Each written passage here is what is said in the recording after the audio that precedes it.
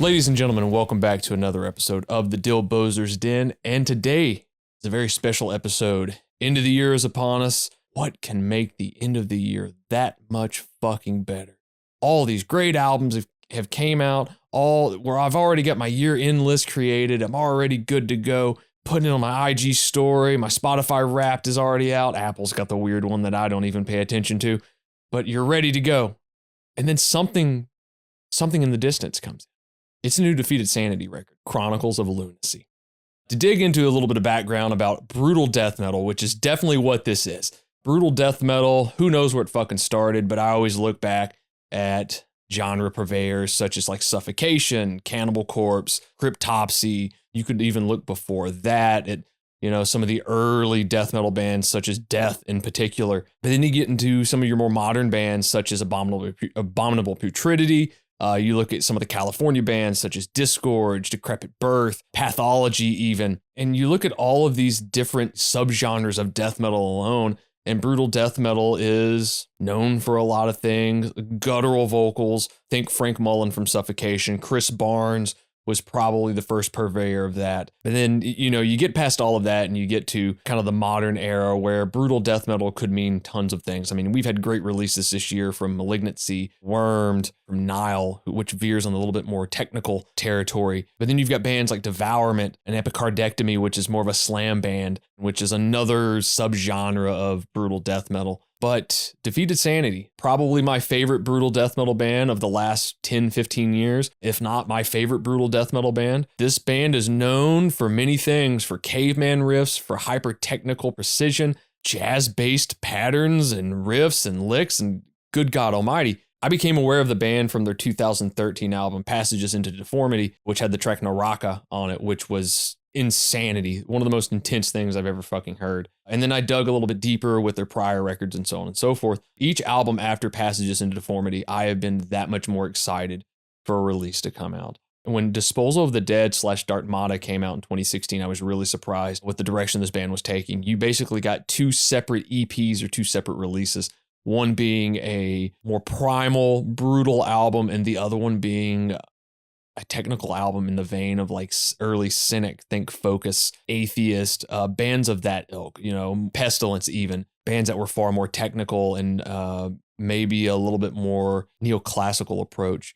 You get the Sanguinary Impetus in 2020, which seemed to be directed in the more simplistic realm, but you still had a couple flourishes here and there. With this album, Chronicles of Lunacy, you get kind of the amalgamation of everything that this band is known for. Brutality, you get technicality, you get precision. It's all thrown into this perfect death metal blender to create this John Carpenter-esque thing. It's hard to label this band. You could easily call them like I did a brutal death metal band, but there's so much fucking more than just that. But let's get into a little bit of the background of the band. The band formed in 2003 when the lone original band member Lily Gruber was, I believe, 13. He and his father formed the band at that point as more of like a side project, as a project just to, get together and just write really wild shit with. And then, throughout the years, multiple band members have showed up, but then you get bassist Jacob Schmidt, who shows up around 2005 and added a stable pair to the band during this time frame. The current band's lineup at present time is Lily Gruber on drums, lyrics, songwriting. As I said, he's the lone original member. You have Jacob Schmidt on bass and songwriting. He helped write tracks Amputation Strings and Temporal Disintegration. Then you have Josh Welshman on vocals and songwriting. This is Josh's second album with the band. He actually helped write the track Contempt of Vascular Famine. And then you have Vaughn Stoffy. Hopefully I pronounced that correctly. I apologize if I did not. This is Vaughn's first album with the band. He helped write the tracks Extrinsically Enraged and Contempt of Vascular Famine as well. He had a couple guests on the record. Dan Nelson, who is the vocalist of Malignancy. He does some backing vocals on the record, as well as Paulo Paguntalan of the band Edenic Dust, which there's a connection. We will dig into that a little bit later. And then we have on the production side of things, Colin Marston, the master himself. Colin has done many records I've enjoyed, tons of albums that you all know, that we all know, that I've talked about, that we're all big fans of. I'm a really big fan of Colin's production. He produced, he mixed, and he mastered the record. And I believe this was one of the final albums recorded at the original Menegroth the Thousand Caves studio before he had to close up shop and kind of move. And currently he's in the process of finding a new studio home. So I hope he gets back on his feet. Hopefully we get some more production from him. But as I mentioned, Colin was or is still a member of Edenic Dust, which Paulo was a member of as well. But this album was also co-produced by Defeated Sanity as well. And then you get this lovely piece of art sitting here to my left that was done by John Zig, who is also a tattoo artist as well as a musician and artist. And he's done work with Disgorge, Abominable Putridity, Suffocation, I believe their Blood Oath album. But John has also worked with Defeated Sanity since like 2007's Psalms of the Moribund. I mean, what more could I really say about this album? I've alluded around to the fact that it's a weird fucking record. This band is king of the weird, and this album snuck in right at the tail end after I'd created my best of list, and I'd been waiting for this thing for 4 fucking years, and it squeezes in right at the tail end. What I've noticed a lot with a ton of these year-end lists is I'm sure they're curated and done by around September or October, even maybe early November. And sometimes there's albums released in between that middle of November period to early January that just get missed or overlooked because they are released so late in the year. And a lot of bands and a lot of record labels don't release albums during that period of time to fight with the holiday rush and worried about albums slipping through the crack or maybe not generating the sales. But this is death metal. Sales don't fucking matter.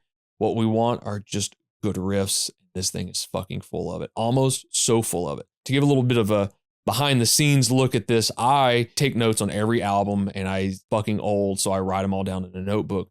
And the amount of times that I had to stop this album and rewind it to get notes is crazy. I mean, shit, it's an 8-track record. It's like 33 minutes long, 35 minutes long, and it is just full and full and full of shit. And I really can't stress enough to say that I'm just scratching the surface by describing this record, because it's just fucking bonkers. It's everything I expected from this record, plus more. There's some jazz sequences on here that are just mind-boggling and things that are going on.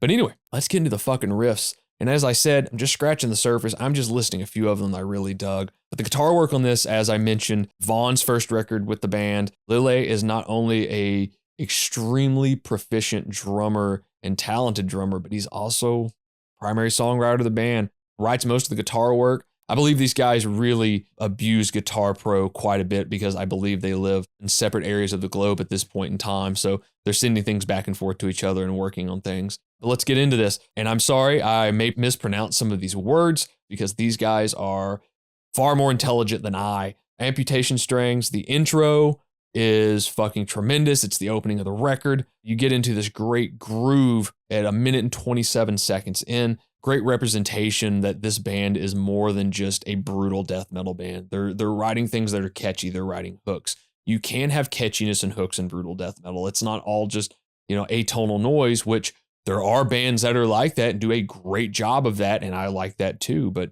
this just shows there's a catchiness to it.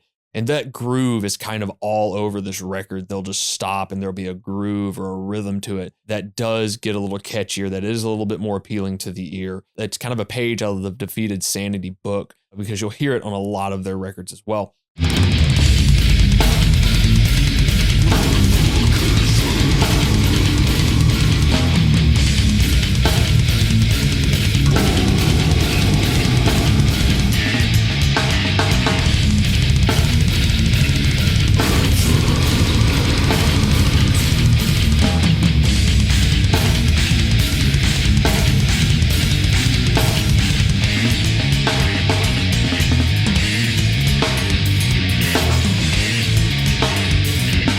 Let's get on to the Odor of Sanctity. Great fucking track. 2 minutes and 15 seconds in, you get this slam style breakdown, those big chromatic riffs that are in there. And then at 2 minutes and 32 seconds in, you get another groove that is just decimating. Then let's get to Accelerating the Rot. The opening riff with the natural harmonics on this is...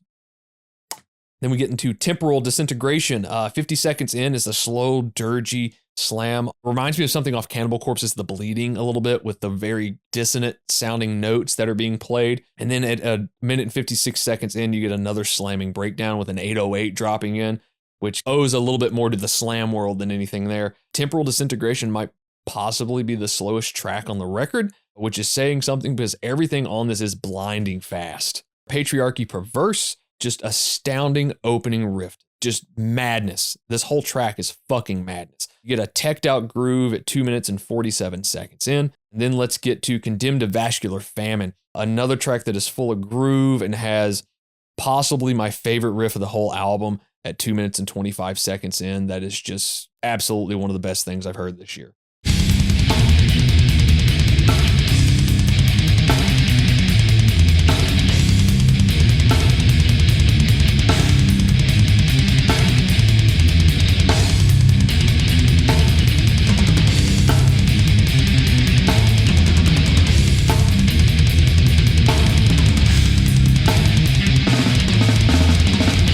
Not only is this album loaded with riffs, technical prowess, in the Dylbozer's world, we pay attention to the bass guitar, and Jacob Schmidt is a fantastic bass player. He also played bass on this year's recent Malignancy release, Discontinued. And just to point out a couple things here, these are some of the areas that the bass really stuck out to me, but you can hear him clearly all over the record, and that owes a lot to Colin's production. Odor of Sanctity, 1 minute and 7 seconds in, has the bass kind of ascending up the neck as the guitar seems to be descending or playing one riff. So he's doing a little bit of octave play there, which is really fucking cool, and it kind of thickens it up. Maybe he's even playing it in the bass side of the upper register of the bass. And let's get on to Accelerating the Rot. There's a bass break at 1 minute and 10 seconds in to kind of kick into this mosh riff that happens right after it. Temporal Disintegration, another bass break that closes the track out, kind of jazzy elements into that one. Then you get into Extrinsically Enraged, which has these slapped and popped bass notes that highlight the entire track, which the bass and drums carry as well. I mentioned Cryptopsy earlier. I get a lot of that on this record with how the bass sticks out. And in brutal death metal alone, I mean, None So Vile helped kind of cement how the brutal death metal world would focus around a bass guitar at certain points. Let's get on to the drums. Lille is a great drummer, and what I noticed on here is he's got a lot of tom play, a lot of like these high-tuned toms that he's using. The drums in particular on this album are astounding. There's not a negative thing on here. They're wild. They're fucking everywhere. If you really listen to this record, and you really have to listen to this record to really grasp everything because there's so much going on, take an obligatory listen and just listen to the drums on this. Let's get back to the Odor of Sanctity. There's a drum fill at around 57 seconds in and 3 minutes and 14 seconds in that are fucking wild. Temporal Disintegration, 4 minutes and 45 seconds. You got these gnarly drums to end the track out on. Extrinsically Enraged. As I said, the bass and drums are locked in hard on this track. Patriarchy Perverse, 3 minutes and 42 seconds in. You get this jazz drum play to kind of close out the track, and it's just fucking wild to hear that in this type of environment. Condemned to Vascular Famine, the intro. Fucking Christ, that thing is gnarly. When it comes to death metal, brutal death metal, slam, technical death metal, anything that the vocals are kind of considered another instrument or addition to the band. I want the vocals to fit what the band sounds like. I didn't want a ton of like, experimentation or anything like that with the vocals. You get that with the instruments. With Josh, just sounds like a rabid animal. Sounds like a bear. He's fucking crazy. He sounds nuts. I get a lot of people are put off by this music, by the vocals. I love it. The gnarlier, the better. You look at like an early Obituary album where there's a track in particular where there are no lyrics being sung at all. And sometimes I even look back and think, this is brutal death metal. There might not actually be lyrics on some of these at all, which I think is fucking cool. If you can go out there and get the point across and do your thing, fucking do it. But I will say, Josh doesn't do that on this record. The lyrics read like a depraved note. But 2 tracks that Josh really stuck out to me on, Temporal Disintegration and Hereditary Violated. On the production end of things, as I mentioned, Colin Marston's production and mixing and mastering skills on anything that he does is fucking great. This is the second to last thing he recorded, and I think the very last thing is the upcoming Imperial Triumphant record. To see what he can get from that band, and what he got from the Defeated Sanity guys is nothing short of perfection. But a couple different things on here to bring the band back down to its brutal death metal roots or slam roots. You've got some samples on this album. You have a sample on Accelerating the Rot, which is from Taxi Driver. You have a sample on Patriarchy Perverse, which I think is serial killer Ed Kemper. Could be wrong. Someone prove me otherwise. And then you get a final sample on Contempt of Vascular Famine, which is one of my favorite actors. Gary Oldman as Dracula from Francis Ford Coppola's Dracula. But you've also got on the production side a little bit of keyboard action going on in the album. On the outro of Temporal Disintegration and on the intro on Contempt of Vascular Famine, very John Carpenter-esque, very Thing-esque, like I mentioned earlier. But I've rambled on about this record enough. Absolutely mind-boggling. It's mind-blowing. It's crazy. It's all of those descriptors and more. It's an album that everybody that's a fan of technical death metal in general, should listen to. Defeated Sanity, Chronicles of Lunacy. Check it out. It's on Season of Mist Records. It's their first release through the record label. I'm sorry I didn't mention that before. And finally, happy holidays, motherfuckers.